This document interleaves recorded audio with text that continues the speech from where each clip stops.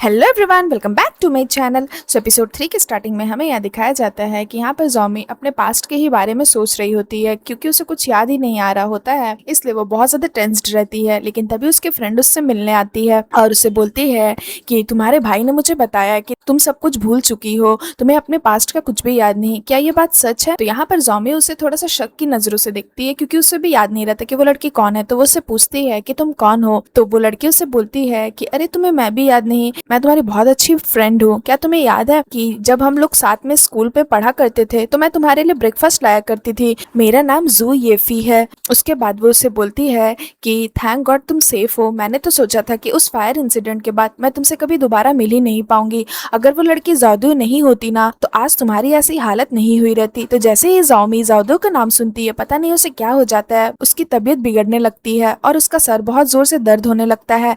But वो लड़की यहाँ नहीं रुकती और जादू के बारे में बोलने लगती है कंटिन्यूअस कि ठीक हुआ वो जादू मर गई, वो यही डिजर्व करती थी। उसके बाद वो बोलती है कि क्या तुम्हें याद है कि जब हम लोग स्कूल में थे तो वो तुम्हें कितना परेशान करती थी? उसके बाद में पास सीन में जॉमी उसके फ्रेंड्स और जादू को दिखाया जाता है। जादू जॉमी का फोन छीन लेती है और उसे बोलती है कि तुम मेरा बैग दो वरना मैं तुम्हारा फोन नहीं दूंगी। लेकिन जॉमी यहाँ उससे लड़ती है। तो ये सारी पास्ट की चीजें हमें दिखाई जाती है, बट यहाँ पर जॉमी को फिर भी कुछ याद नहीं आता और कंटिन्यूस उसका सर दर्द होने लगता है। उसके बाजू ये फिर बोलती है कि क्या तुम्हें जादू भी याद नहीं? जादू तुम्हारे डैड की नाजायज औलाद थी, वो तुमसे बहुत ज्यादा जलती थी क्योंकि तुम्हारे डैड तुमसे बहुत प्यार करते थे, इसलिए। उसके बाद वो उसका हाथ पकड़ती है और बोलती है उस लड़की की वजह से ही आग लगी थी। उसके बाद यहाँ पर जॉमी बोलती है कि तुम प्लीज यहाँ से जाओ क्योंकि उसकी तबीयत बिगड़ने लगती है। उसके बाद हमें यहाँ दिखाया जाता है कि जॉमी बाहर आ जाती है और वो मन में ही सोचती है कि ये जादू कौन है, डैड ने तो कभी भी मुझे इसके बारे में नहीं बताया। डैड ने तो ये कहा था कि जो आग लगी थी वो एक्सीडेंटली लगी, लेकिन तभी उसकी कार की चाबी उसके हाथ से गिर जाती है। तो वो जैसे उसे उठाने जाती है, वो देखती है कि क्यून्यू वहां पर है और क्यून्यू से बोलता है कि क्या हुआ, तुम बहुत ज्यादा टेंस लग रही हो और इस हालत में तुम गाड़ी चलाओगे, चलो मैं तुम्हें ले चलता हूँ। अब तुम मुझसे ये मत पूछना कि मैं यहाँ पर क्यों आया हूँ, क्या करना चाहता हूँ, इतने सारे क्वेश्चंस फिर से मत शुरू कर देना। मैं तुम्हारा फियांसे हूँ और मेरा हक बनता है कि तुम जहाँ भी जाओ मैं तुम्हारे साथ चलूं, क्योंकि तुम्हारी तबीयत अभी ठीक नहीं है, इसलिए मैं तुम्हें प्रोटेक्ट करना चाहता हूँ। उसके बाद यहाँ पर जॉमी उससे पूछती है कि क्या तुम जादू को जानते हो, वो कौन है? तो जैसे ही किन्यू ये सुनता है वो सोचता है कि जॉमी को जादू के बारे में कैसे पता चला। तो वो बताता है कि वो तुम्हारी स्टेप सिस्टर थी, बट तुम सडन उसके बारे में क्यों पूछ रही हो, क्या तुम्हें कुछ याद आया है? उसके बाद हमें नेक्स्ट सीन में दिखाया जाता है कि यहाँ पर जॉमी हर्बल क्लिनिक में पहुंच जाती है। तो वो जैसे ही उठती है वो क्यून्यू से पूछती है कि मैं कहाँ पर हूँ।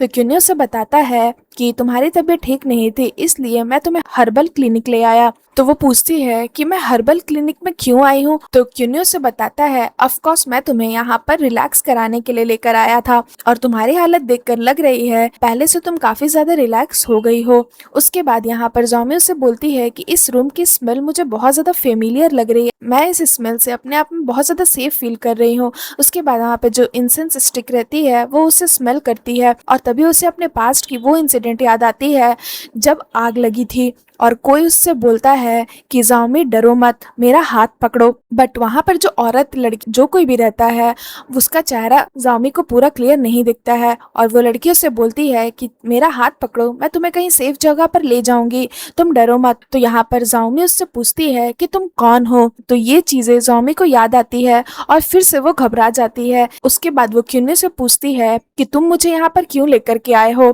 मुझे पता है कि तुम्हारा कुछ तो मोटिव होगा यहाँ मुझे लाने का। तो क्यून्यू बोलता है ये कैसी बात कर रही हो, मैं तुम्हें यहाँ पे रिलैक्स फील कराने के लिए लेकर आया था। तो वो बोलता है कि क्या तुम्हें कुछ याद आ रहा है? तो यहाँ पर जॉमी उससे बोलती है कि तुम किसकी बात कर रहे हो, आखिर तुम मुझे किसकी याद दिलाना चाहते हो? तो क्यून्यू उससे बोलता है ऑफ कोर्स मेरी। उसके बाद हमें नेक्स्ट सीन में दिखाया जाता है कि यहाँ पर जॉमी अपने पास्ट के फोटोज वगैरह देखती है जो कुछ भी उसके घर में है। तो यहाँ पर उसका जो भाई रहता है जेवी वो ऊपर से देख रहा होता है और उससे बोलता है कि आखिर तुम क्या ढूंढ रही हो। तो जॉमी उसे बोलती है कि अपना मुंह बंद रखो, अगर तुम मेरे कामों के बीच में टांग अड़ाओगे तो मैं तुम्हें अपने घर से बाहर निकाल दूंगी, इसलिए मुंह बंद करके खड़े रहो। तो जेवियर से बोलता है कि ये तुम कैसी बातें कर रही हो, तुम तो मेरी प्यारी बहन हो, डैड इतने सारे पैसे छोड़ कर गए हैं, क्या तुम उन सारे पैसों को स्पेंड कर भी पाओगी। उसके बाद यहाँ पर मन में सोचती है कि डैड, क्या जाउदियो सच में आपकी इलीगल चाइल्ड थी, बट आपने मुझे कभी उसके बारे में क्यों नहीं बताया, और इस घर में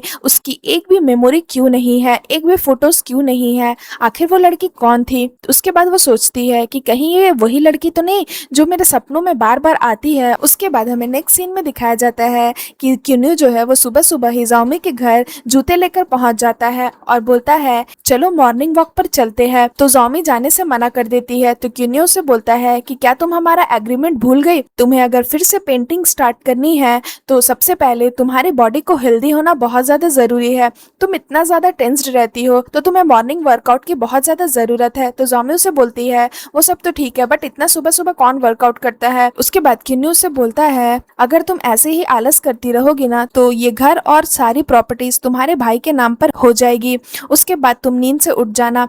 तो जाओमी ये सुनती है और बोलती है कि ठीक है मैं अपने ड्रेस चेंज करके आती हूँ। उसके बाद वो लोग गार्डन में पहुंच जाते हैं और क्यून्यू से बोलता है कि जो सबसे पहले दौड़ेगा और फर्स्ट होगा उसे कुछ प्राइज मिलेगा। तभी जाओमी जो है वो उसकी बात को सीरियस ले लेती है और वो बहुत स्पीड से दौड़ने लगती है। बट यहाँ पर उसे ऐसा लगता है कि कोई उसे बोल रहा है कि अपने शोल्डर को रिलैक्स करो, अपने आर्म्स को फैलाओ और आराम से एक्सरसाइज करो, अपने सांसों को अंदर लो बाहर लो, इस तरह से कोई उसे बार बार बोलता है। बट वो आवाज किसकी रहती है, उसे ये सब कुछ याद कुछ नहीं आ रहा होता और वो बोलती है ये वॉइस किसकी है, ये क्या हो रहा है मेरे साथ। उसके बाद तभी क्यून्यू दौड़े दौड़े उसके पास आता है और उससे बोलता है कि तुम इंसान हो या फिर हवाई जहाज, तुम इतनी तेज कैसे दौड़ लेती हो, मैं तो बहुत ज्यादा थक गया। उसके बाद वो उससे बोलती है कि अब तो तुम्हें समझ आ गया होगा ना कि मैं कितनी हेल्दी हूँ, तो अब से अगर तुम्हें मॉर्निंग वर्कआउट करना हो या दौड़ना हो तो तुम अपने आप ही कर लेना। और ये बोल के वो वहां से चली जाती है। उसके बाद हमें नेक्स्ट सीन में दिखाया जाता है कि यहाँ पर जाओमी जो है